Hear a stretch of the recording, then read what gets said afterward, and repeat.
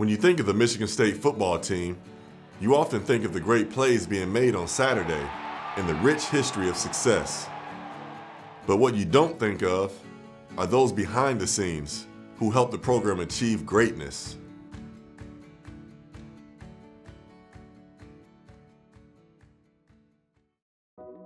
This season marks the 20th season with the program for head strength and conditioning coach Mannie. Although he has been a cornerstone in East Lansing, his journey to Michigan State started when he was a kid. I grew up in Steubenville, Ohio. It's a small town along the Ohio River, borders with West Virginia. At that time, the steel industry was big, it was booming. It's a hard hat, lunch pail, blue collar type of town. Tough, gritty kind of setting, environment.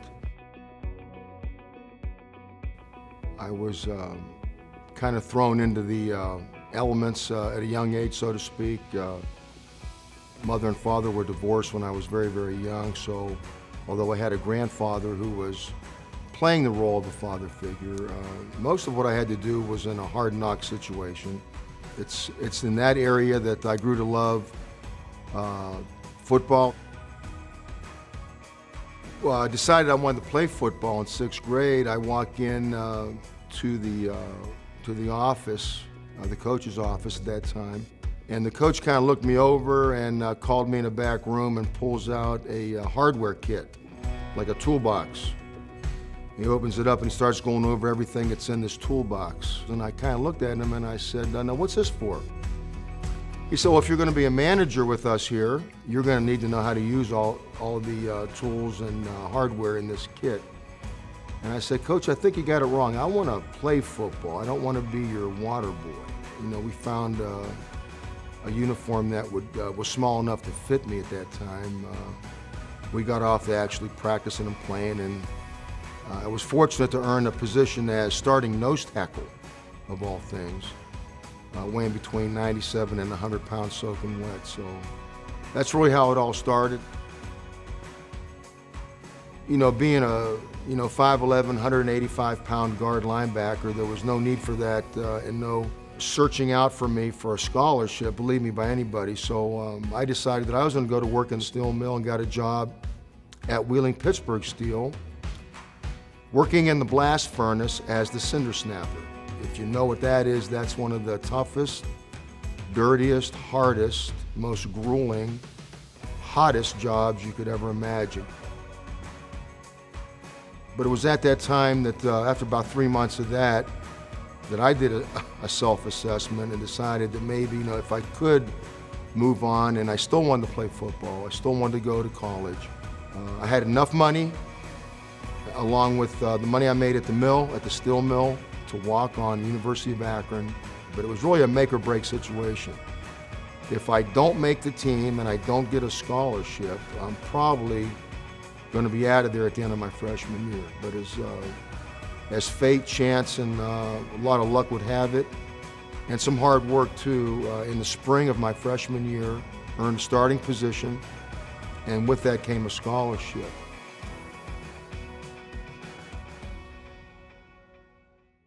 Once my career at Akron was through, and I received my degree in health and physical education, I decided I wanted to go back, if I could, to my home area, in particular, really, my high school, and I was able to do that. And I don't know, not too many people get the opportunity to do that, to go back and give back to their high school. Now, at that time, during my time in teaching and coaching at Catholic Central, I met the love of my life, and we got married. Marianne and I got married, and it was certainly the most incredible thing that's ever happened to me. But it was about that time that I decided that there was another level that I wanted to go to. And if I could, I was going to try very, very hard to do that. And I wanted to move on to the collegiate level if at all possible. I think I really got a deep-seated desire to one day be a coach, because I knew you could impact young people's lives through that profession, because you have the opportunity every single day to touch someone's life. And I don't take those opportunities for granted. While climbing up the coaching ladder, Ken Mannie would catch his big break and find himself at Michigan State University, thanks to former head coach Nick Saban. And then when he got the position up here, as the head football coach, he called me, gosh, 2, 3 o'clock in the morning and said, "I've just been named head football coach at Michigan State University. You coming or what?" And I answered with one word, absolutely. I've never left. I've been here ever since.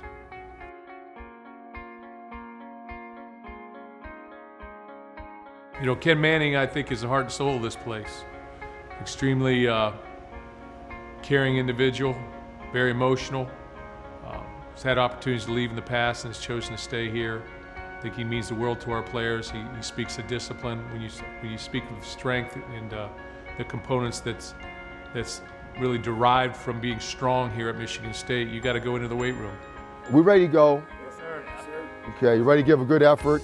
You ready to help each other, push each other, work with each other? Because I'm going to expect that when we go in there now, okay? You know, I really don't have so much a philosophy as standards. I try to teach standards. Who are you on a daily basis? What's important to you? What do you spend most of your time doing? What are your priorities?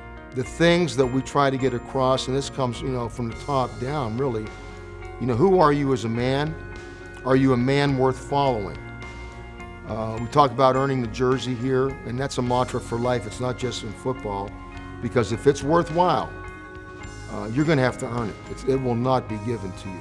Coach Mannie's way of coaching is kind of what Spartan football is built off of. He's got this mental toughness, this physical toughness that he instills in you. How bad you want to get back in the mix? Listen to me. How bad you want to get back in the mix? All right, then who's going to control that? You. Only you, right? Only you. And, you know, that tough love doesn't only go on the football field and in the weight room, but, you know, he really teaches you to be a man. And, I mean, when you think of Spartan football, I think for every player, the first thing that comes to mind is Coach Ken Mannie. Brandon came to work today. Yes, he did. Good. All right, buddy. All right. He's a guy who brings intensity into the weight room, intensity at practice, but at the same time, off the field, he truly cares about his players. Don't waste what you got left. Do something with it. Make it happen. I guess what I'm asking you to do is this: be more assertive in making good things happen. You know, it's amazing how you can challenge young people when they really know deep down inside you care about them and you love them. You can help them go places they've never been before and help them do things and give them the confidence and the courage and the character, help develop that character and the heart and spirit within them to go and do things they've never done before. So we have a great, great staff, and I'm very fortunate to have that staff. You cannot control everything that will happen today, but you can completely control the effort and attitude that you bring to the day. Coach Mannie has the biggest influence on you. He's kind of like a second father, you know, a disciplinary guy, but he's just a guy who just loves you so much and wants the best for you to grow as a man.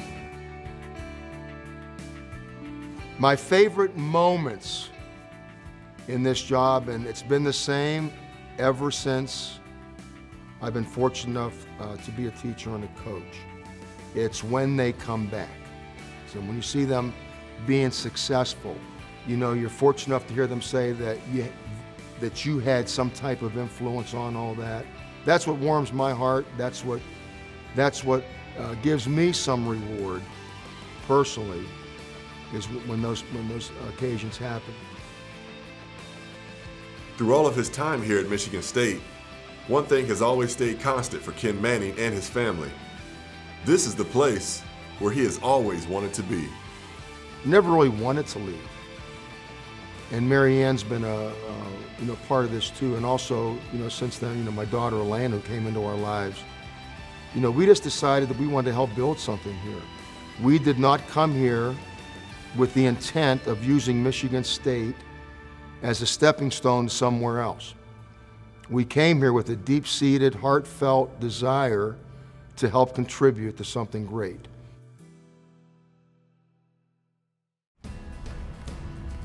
There's nothing glamorous about being a student manager on the Michigan State football team. But everyone involved with the program knows that their dedication and sacrifice is crucial to the success of the team. Well, the managers are kind of the silent helpers. I mean, they're the glue and guts guys. They're the ones that are doing all the work when no one's looking. Their goal is kind of to stay quiet, stay behind the scenes, and just work their butts off. Well, from the get-go, Mr. Nick and Dylan, they said this job is nothing glamorous, but if this is something you really want to do, you really have to be dedicated. You have to be all in. It's not something that you can just start and then decide halfway through, this isn't for me. You really have to know from the get-go if you really have what it takes and really want to pursue this. Just like the football players, the managers have a very demanding schedule that requires balancing football and academics. So the day in life manager is somewhat similar to the student athletes. We have to take our classes earlier in the morning, no afternoon or night classes because of practice, so usually have classes from 8 o'clock till noon.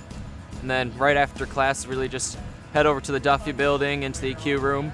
Well, the guys learn quickly that they've got to manage their time because they've got to take class early in the morning so they can have an open afternoon for practice. Afterwards, they got to do their homework just like the players and keep up with everything. They travel with us, so they're missing class, so they've got to keep up extra with that.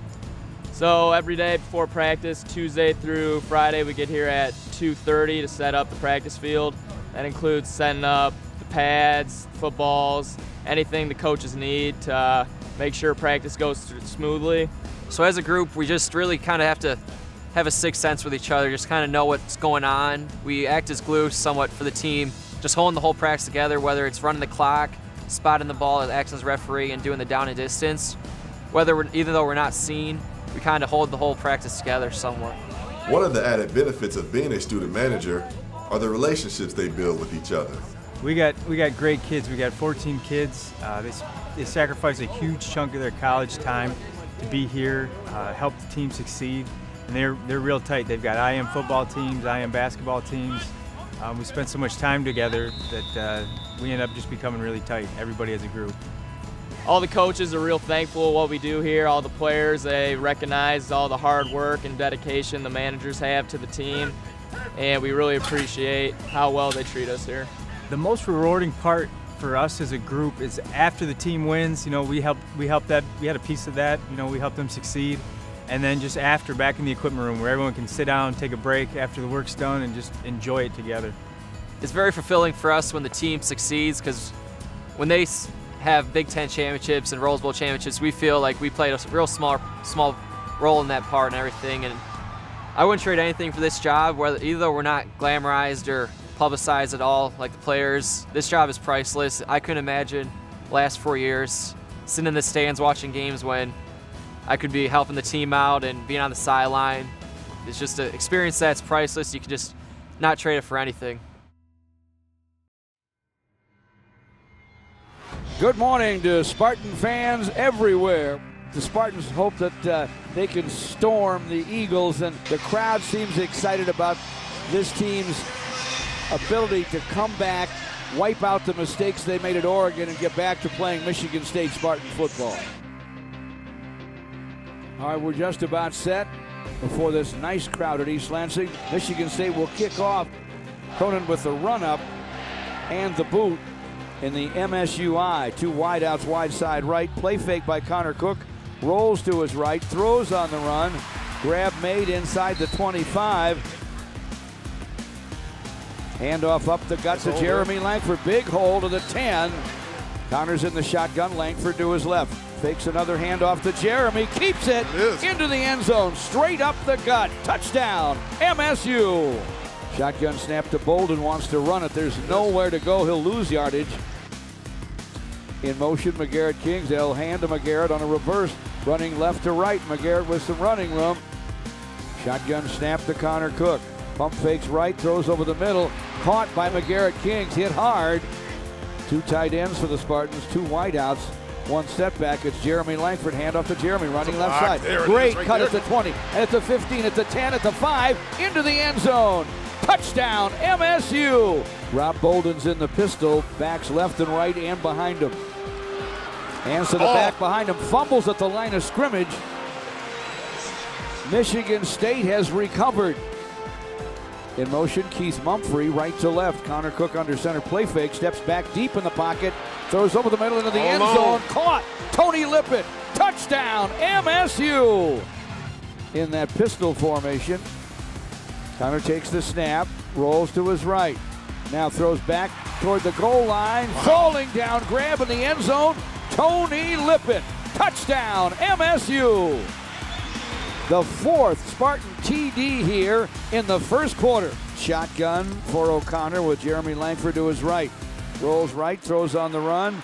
Catch made at the 32-yard line by Aaron Burbridge. Williams to the right of O'Connor. Here's the shotgun snap. Tyler O'Connor has time, unloads it right side, wide open inside the 5, and making the grab and falling to the pylon is A.J. Troop. Touchdown, MSU. D'Anthony Arnett, wide left. Connor Cook's quarterback, whirls, throws over the middle. Nice grab made around midfield. Eye is offset that way by Pendleton in front of Delton Williams. Handoff to Delton. Straight up the gut, into the end zone. Touchdown, MSU. First and 10 Eastern at their 15. End around handoff, snuffed out by Demetrius Cooper. Bolden takes the shotgun snap. Throws right side, picked off. Making the interception and stepping out of bounds at around the 6 or 5 yard line, R.J. Williamson. Delton Williams to the left of Terry. Shelton to his right, end around handoff to Shelton inside the pylon, left side into the end zone for a touchdown. Bolden with Bronson Hill to his right, feeling the heat. Here they come, and down he goes. Rob Bolden sacked by Marcus Rush as the Spartans take a 49-0 lead to the locker room.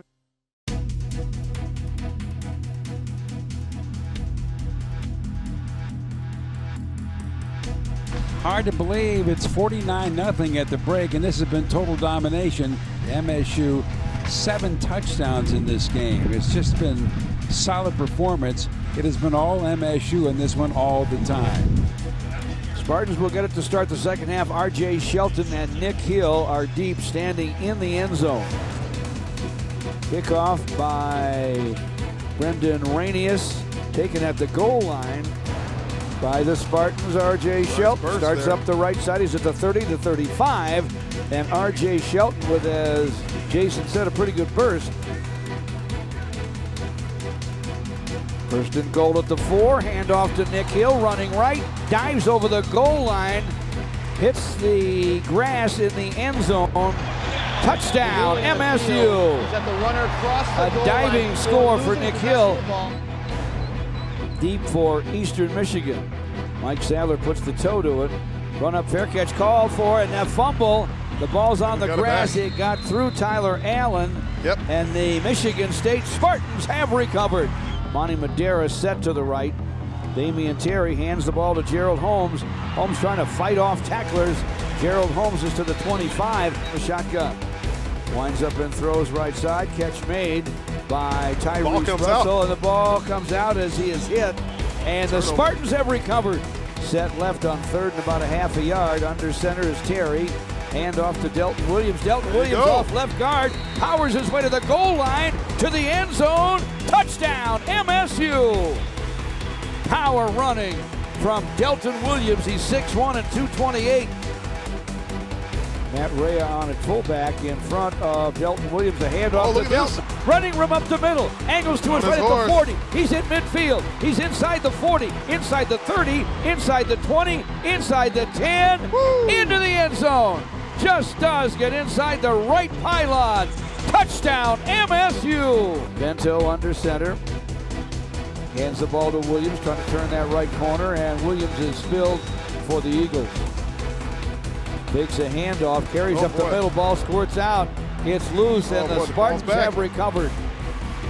The Spartans recover at the 22-yard line of Eastern. Fumble recovered by Sean Harrington.